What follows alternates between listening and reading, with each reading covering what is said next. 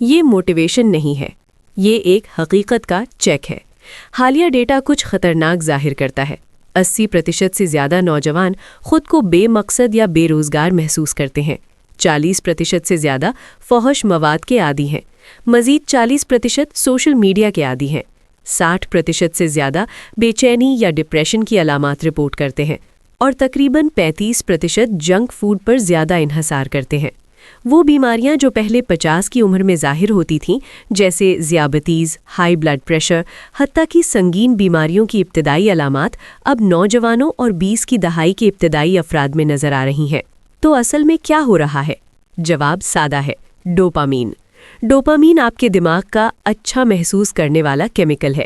جب بھی آپ کچھ خوشگوار کرتے ہیں، آپ کا دماغ آپ کو اس سے نوازتا ہے۔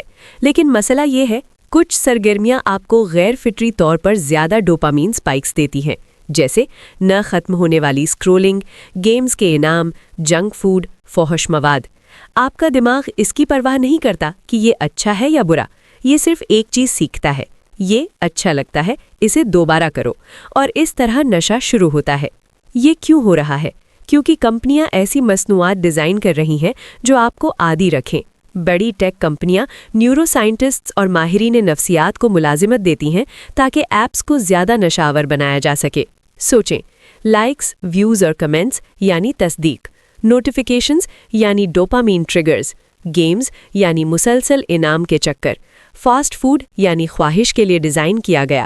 یہاں تک کہ آپ کا سوشل میڈیا فیڈ بھی آپ کو اسکرول کرتے رہنے کے لیے بہتر بنایا گیا ہے۔ یہ اتفاقی نہیں ہے، یہ ڈیزائن کیا گیا ہے۔ سستے ڈوپامین کا مسئلہ۔ یہ سرگرمیاں آپ کو فوری خوشی دیتی ہیں، لیکن طویل مدت نقصان، کم توجہ، کمزور نظم و ضبط، خراب تعلقات، موٹیویشن کی کمی۔ آپ بلی محسوس کرتے ہیں مگر کچھ حاصل نہیں کرتے۔ حل: ڈوپامین ریسیٹ 7 دن۔ سادہ شروع کریں، صرف 7 دن۔ 30 دن بھول جائیں، انتہاؤں کو بھول جائیں، بس ایک ہفتے کے لیے عہد کریں۔ مرحلہ 1، کلین سسٹم۔ سی، اسکرین ٹائم کنٹرول کریں۔ فون کا استعمال روزانہ 1 گھنٹے سے کم رکھیں۔ اسے ٹول کے طور پر استعمال کریں، تفریح کے لیے نہیں۔ ایل، ٹریگرز چھوڑ دیں۔ ایسے مواد سے بچیں جو آپ کو توجہ بٹانے میں کھینچتا ہے، خاص طور سے جنسی مواد یا بے مقصد سٹرولنگ۔ ای، جنک فوڈ ختم کریں۔ کوئی پروسیسڈ، تلی ہوئی یا میٹھی چیزیں نہیں، صاف کھانے پر قائم رہیں۔ اے، مادوں سے پرہیز کریں۔ کوئی سگریٹ، الکحل یا دوسرے نشاور عادتیں نہیں۔ این، نظم و ضبط کو پروان چڑھائیں، با ارادہ رہیں۔ اصل ترقی یہیں سے شروع ہوتی ہے۔ مرحلہ 2، صرف ختم نہیں کرنا، تبدیل کرنا ہے۔ Free frame work. آپ صرف بری عادتیں نہیں چھوڑ سکتے، آپ کو انہیں بدلنا ہوگا۔ F, fitness.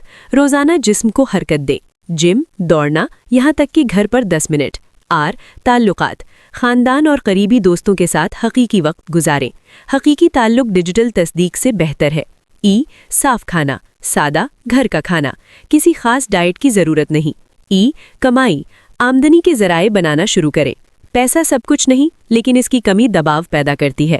آگے کیا ہوتا ہے؟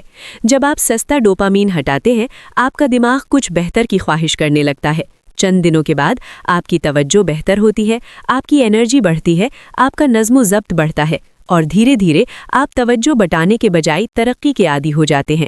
اصل گیم یہ سب کچھ ہمیشہ کے لیے چھوڑنے کے بارے میں نہیں ہے۔ یہ کریں، 7 دن ریسیٹ، 3 دن نارمل، پھر 14 دن ریسیٹ، دہرائیں اور بڑھائیں۔